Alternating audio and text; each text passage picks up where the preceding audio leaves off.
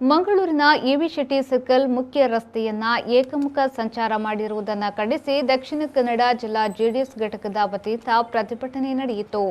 ನಗರದ ಎವಿ ಶೆಟ್ಟಿ ಸರ್ಕಲ್ ಬಳಿ ಜೆಡಿಎಸ್ ಕಾರ್ಯಕರ್ತರು ಸ್ಮಾರ್ಟ್ ಸಿಟಿ ವಿರುದ್ಧ ಘೋಷಣೆಯನ್ನ ಕೂಗಿದ್ರು.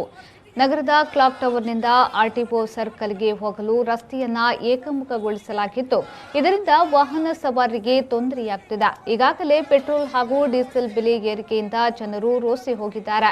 ಇದೀಗ ಸ್ಮಾರ್ಟ್ ಸಿಟಿಯ ಅವೈಜ್ಞಾನಿಕ ಯೋಜನೆಯಿಂದಾಗಿ ಮತ್ತಷ್ಟು ಜನರು ತೊಂದರೆ ಪಡುವಂತಾಗಿದೆ ಎಂದು ಪ್ರತಿಭಟನಾ ನಿರತರು ಆಕ್ರೋಶ ವ್ಯಕ್ತಪಡಿಸಿದರು. 952 ಕೋಟಿ ರೂಪಾಯಿ ಬಜೆಟ್ ಅನ್ನು ಮಂಡಿಸಿದರು.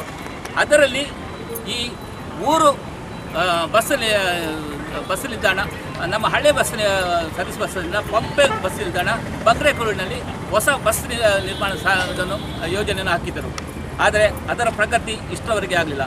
ಪಡೀಲ್ನಲ್ಲಿ 20 ಎಕರೆ ಜಮೀನು ತೆಗೆದುಕೊಳ್ಳಿದೆ ಎಂದು ಆ ಟೈಮ್ನಲ್ಲಿ ಬಜೆಟ್ನಲ್ಲಿ ಹೇಳಿದರು. ನಾವು ಎಲ್ಲ ಪ್ರಪೋಸಲ್ ಮಾಡಿದರೆ ಯೋಜನೆ ಪೂರ್ಣಗೊಂಡಿದೆ ಎಂದು ಹೇಳಿದರು.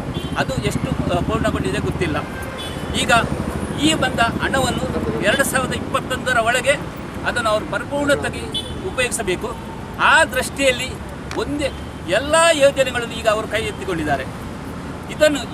ಈ ಯೋಜನೆಗಳಿಂದ ಎಲ್ಲ ರಸ್ತೆಗಳನ್ನು ಬ್ಲಾಕ್ ಮಾಡಿದ್ದಾರೆ. ಎಲ್ಲ ಕಡೆ ರಸ್ತೆ ಬ್ಲಾಕ್. ಈಗ ಇದನ್ನು ನಮಗೆ ಏಕಮುಖ ರಸ್ತೆ ಮಾಡಿದ್ದಾರೆ. ಈ ಕಮಿಷನ್ ಆಫೀಸಿಂದ ಇಲ್ಲಿ ನಾವು ಇಲ್ಲಿ ಓಲ್ಡ್ ಗೇಟ್ ರೋಡ್ ಬೇಕಾದರೆ ಅದನ್ನು ಲೇಡಿ ಕೋಶನ್ ರೌಂಡ್ ಆಗಿ 1.5-2 ಕಿಲೋಮೀಟರ್ ರೌಂಡ್ ಆಗಿ ಇಲ್ಲಿಗೆ ಬರಬೇಕಾಗ್ತದೆ. ವೆಹಿಕಲ್ ಅಲ್ಲಿವರೆಗೆ ಹೋದರೆ 1 ನಿಮಿಷ ಇಲ್ಲಿ ಕೆಲಸ ಇದ್ರೆ ರಿಕ್ಷೆಯಿಂದ ಬರಲಿಕ್ಕಾಗಲ್ಲ. ಎಷ್ಟು ಕಿಲೋಮೀಟರ್ ರೌಂಡ್ ಹಾಕಿ ಬರಬೇಕು. ಪೆಟ್ರೋಲ್ ರೇಟ್ ಹೇಗಾಗಿದೆ ಅಂತ ಜನರಿಗೆ ಗೊತ್ತುಂಟು. ಈ ಜನತೆಗೆ ಕೇಳೋದು ಈ ಥರ ಆಗುವಾಗ ನಾವೆಲ್ಲರೂ ಒಗ್ಗಟ್ಟಾಗಬೇಕು. ನಾವೆಲ್ಲರೂ ಒಗ್ಗಟ್ಟಾಗಿ ಇದಕ್ಕೆ ಸಪೋರ್ಟ್ ಮಾಡಬೇಕು. ನಾವೊಂದು ಏನೋ ಮುಂದೆ ಬಂದು ಮಾತಾಡ್ತೇವೆ, ಹಾಗೆ ಜನರೆಲ್ಲರೂ ಸಹ ಈ ಜನತೆ ಸ್ಮಾರ್ಟ್ ಸಿಟಿ ಅಂತೇಳಿ ಎಲ್ಲರನ್ನೂ ಆಚೆ ಈಚೆ ದಿಕ್ಕುಗೆಟ್ಟ ಹಾಗೆ ಆಗಿದೆ.